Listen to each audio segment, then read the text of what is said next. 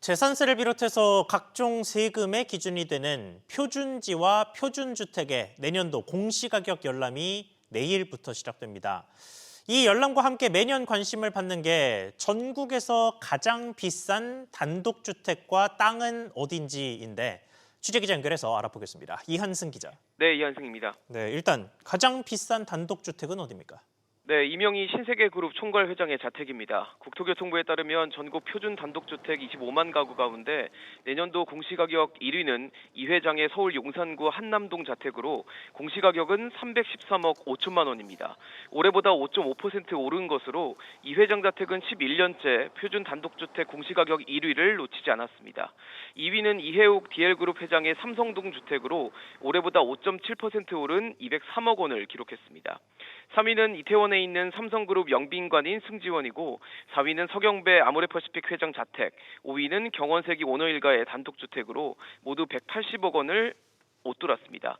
공시가격이 20억 원을 초과하는 단독주택이 전국에 916호가 있는데 이 중 96%는 서울에 몰려 있었습니다. 내년 전국 표준주택 공시가격은 올해보다 2.51% 상승하고 그중 서울은 4.5% 오릅니다.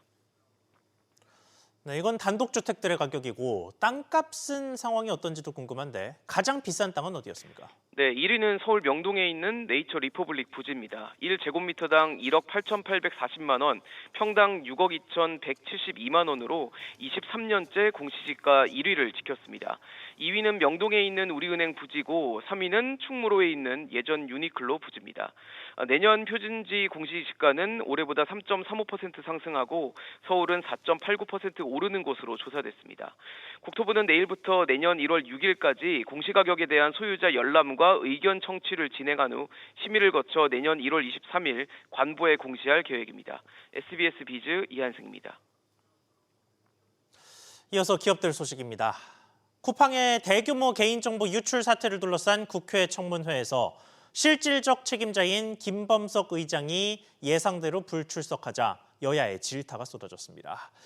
대신 출석한 미국인 신임 CEO는 한국 쿠팡의 최종 책임자가 자신이라며 해명에 나섰지만 국회는 국정조사와 추가 입법까지 거론하며 압박 수위를 높였습니다.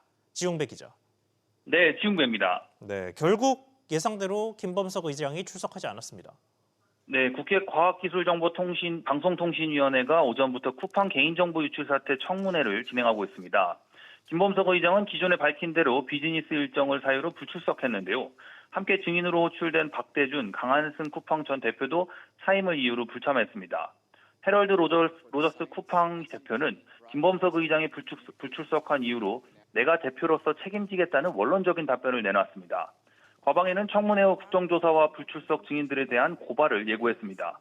최민희 과방위원장은 법을 만들어서라도 책임을 묻겠다며 과방위는 사고 경과와 책임 소재를 규명할 것이라고 말했습니다.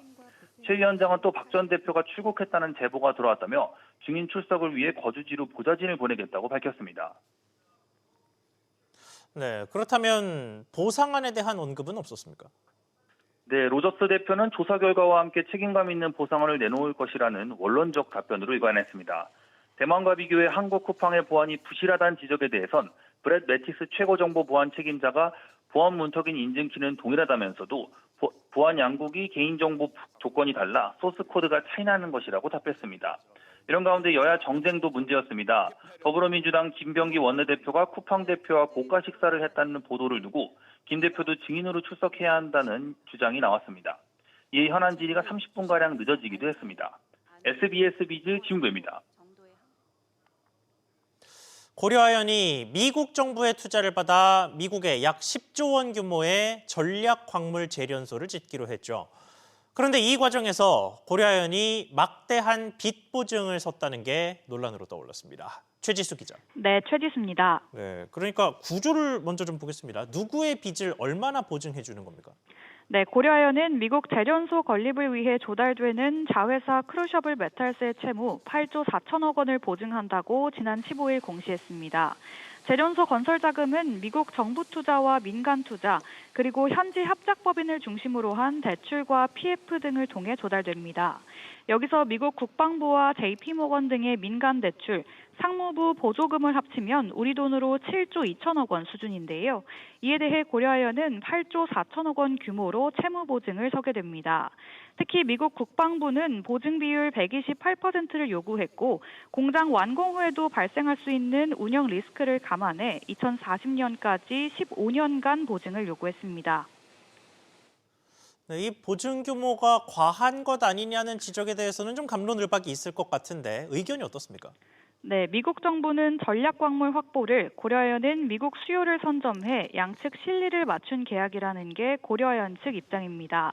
다만 고려아연이 자기 자본의 110%를 우발 채무로 떠안게 된 걸 두고 국내 기업이 과도한 리스크를 짊어진 게 아니냐는 지적도 제기됩니다. 문제가 발생할 경우 대위 변제 책임을 져야 하고 신용 강등 우려도 있습니다. 또 서로 이해관계가 맞아 조인트 벤처를 설립하는데 한 측이 모든 채무 보증을 떠맡는 게 균형이 맞지 않는다는 분석도 나올 수 있습니다. 반론으로 업계에선 역할에 따른 리스크 배분으로 볼 수 있다는 평가도 나옵니다.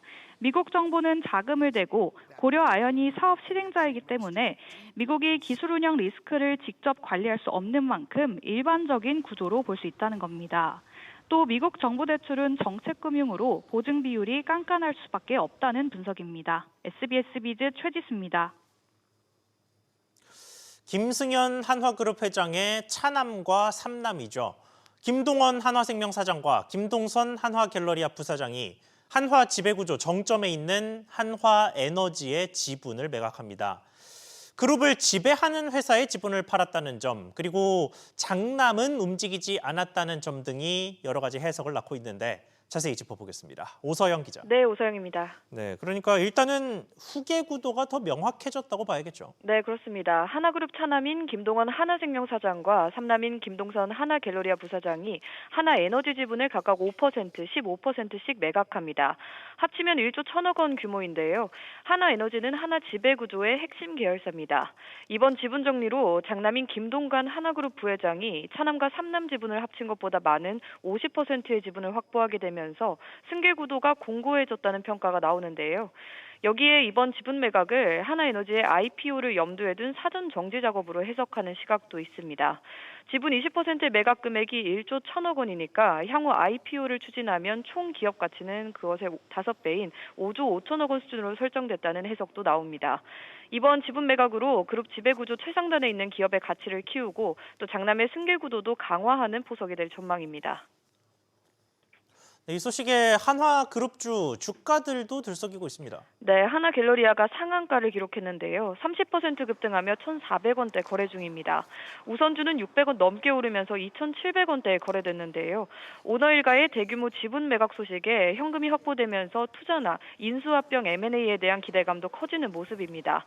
하나생명도 3.4% 상승했고 하나손해보험 1.9%, 하나 2.5%, 하나투자증권 0.8% 오르는 등 주요 계열사 주가도 동반 강세를 보이고 있습니다. SBS 비즈 오서영입니다. 삼성전자가 두 번 접는 폴더블 스마트폰인 갤럭시 Z 트라이폴드의 2차 판매에 돌입했습니다. 1차 판매에 이어서 또 5분도 채 안 돼 매진되면서 중고거래 시장에서 수백만 원대 웃돈까지 붙고 있습니다. 김동필 기자. 네, 김동필입니다. 네, 그러니까 2차 판매도 이미 매진이 된 겁니까? 네, 그렇습니다. 삼성전자는 오늘 오전 10시부터 트라이폴드 온라인 2차 판매를 시작했는데요. 5분도 채 안 돼 매진됐습니다. 지난 12일 1차 판매 때도 5분 만에 매진됐었는데 이번에도 마찬가지였습니다. 생산량 자체도 적었을 뿐더러 해외 구매자들까지 공대로 몰리면서 빨리 매진되는 것으로 보입니다. 이에 중고시장 가격도 400만 원대까지 치솟았는데요. 1,000만 원에 판매하겠다는 판매자들도 등장하고 있습니다. 네, 이렇게 완판이 계속해서 되면 좋을 것 같은데 삼성전자 입장에서 마냥 웃을 수만은 없다는 말도 나옵니다. 네, 최신 기술을 접목하면서 마진이 많이 남기 어려운 구조인데다가 AI 열풍에 메모리 가격도 치솟으면서 비용 부담이 늘어난 영향 때문입니다. 출시가인 359만 400원도 부가 비용을 최대한 줄여서 만들었다는 설명입니다. 액정 수리비가 169만 원으로 알려졌는데도 삼성 케어 플러스 적용 대상에서 빠진 점도 비용 줄이기의 일환이라는 말이 나오는 상황입니다. 메모리 값이나 여러 가지 문제로 가격이 계속 치솟아 오르고 있음에도 불구하고 정말 대국적인 결단으로 정말 줄이고 정말 어렵게 이 가격을 만들어냈습니다. 삼성전자는 트라이폴드 흥행에도 추가 물량 확대 여부를 두고 고심 중인 것으로 알려졌는데요. 업계에선 현 시점에서 글로벌 물량은 2만 대, 국내는 수천 대 수준으로 추정하고 있습니다. SBS 비즈 김동필입니다. 다음 소식입니다. 이제는 소비자들의 일상에 꽤 많이 녹아든 모임 통장이 점차 고도화 수순을 밟고 있습니다. 연말 모임 수요를 노린 은행들이 고객 잡기 경쟁에 나서면서 단순 공동 계좌를 넘는 독특한 서비스들이 등장하고 있습니다. 이정민 기자. 네, 이정민입니다. 네, 일단 은행 곳곳에서 모임 통장 영업에 공을 들이는 모습입니다. 네, 인터넷은행뿐 아니라 시중은행, 저축은행들도 경쟁에 뛰어들고 있습니다. 지난 2018년 국내에서 처음으로 모임통장을 출시한 카카오뱅크의 모임통장 가입자 수는 지난 3분기 기준 1,220만 명입니다. 같은 기간 잔액도 10조 원을 넘어서면서 빠르게 점유율을 확대했는데요. 수요가 늘어난 만큼 각 은행들이 금리 경쟁력 등을 내세우며 고객 유치에 나섰습니다. 지난 2월 신한은행이 출시한 솔 모임통장은 통장 내 모임 적금에 가입하면 월 한도 100만 원까지 최고 연 4.1% 금리를 제공합니다. KB국민은행은 모임통장의 파킹통장 기능을 접목해 KB모임금고에 가입하면 최대 1,000만 원까지 연 2% 금리를 줍니다. 저축은행 업권도 시장에 뛰어들었는데요. IBK저축은행은 지난달 업계에서 처음으로 예치금별로 차등금리를 적용하는 모임통장을 내놨습니다. 네, 이런저런 혜택도 물론 있으면 좋습니다만 아무래도 모임할 때 제일 중요한 건 돈 관리인데 이 부담도 줄어들 것 같습니다. 그렇습니다. 카카오뱅크는 그제 모임통장의 회비와 지출 내역을 자동으로 분석해 내역 요약과 정리 업무를 대신해주는 AI 모임 총무 서비스를 도입했습니다. 회비를 미납한 회원 정보를 한 번에 조회할 수 있고 월별 지출 정리도 대신합니다. 이외에 토스뱅크는 가족 모임통장에서 관리비를 자동 납부할 수 있게 하는 등 새로운 기능이 도입된 모임통장이 속속 늘고 있습니다. SBS 비즈 이정민입니다. 이보다 더 어린 소비자들도 물론 은행의 예비 고객이 될 수 있죠. 실제 인터넷 전문 은행들은 청소년 고객 잡기 경쟁에도 나섰습니다. 아이 계좌에서 수상한 거래가 나오면 부모에게 일종의 알림장을 보내주는 서비스도 등장했습니다. 오수영 기자. 네, 오수영입니다. 네, 이게 아무래도 청소년 대상으로 금융사기가 늘어나고 있어서 나온 서비스로 보입니다.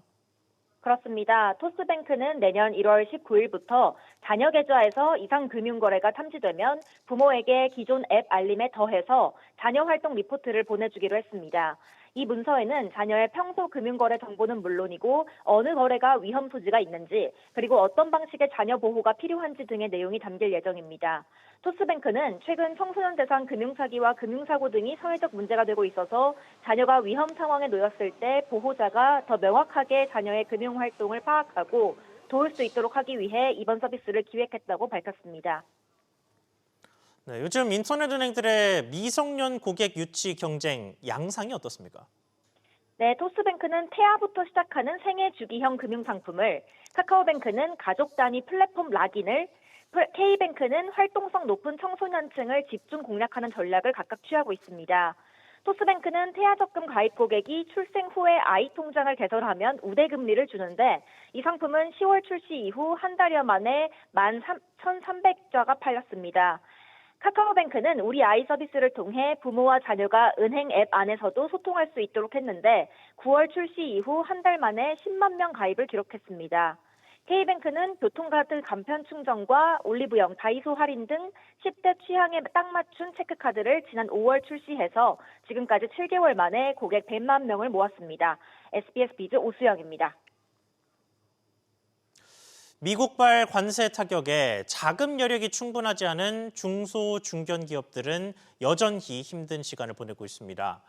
이에 정부가 내년부터 관세 타격을 받고 있거나 혹은 유망한 산업의 수출 기업들을 대상으로 대대적인 자금 지원에 나섭니다. 기업과 정부가 지원 자금을 매칭하는 방식인데 중소기업에는 최대 국고가 70% 투입됩니다. 박규준 기자. 네, 박규준입니다. 네, 이게 수출 기업에는 단비 같은 소식이 될 텐데 구체적인 지원의 내용이 어떻습니까?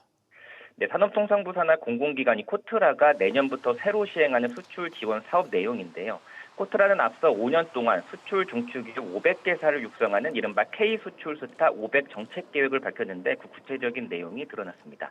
일단 첫 시행되는 내년에는 지원 대상 기업을 약 130개사 뽑기로 했고요. 지원 방식은 각각 2억, 4억, 6억, 8억 원 내에서 이 회사와 정부가 분담해서 자금을 마련하는 식입니다. 중소기업은 국고로 70%, 중견기업은 50%를 지원을 해주는데 예컨대 8억 원 규모의 매칭이라면 중소기업은 70%인 5억 6천만 원을 정부가 지원하기 때문에 이 나머지 2억 4천만 원만 부담하면 되는 방식입니다.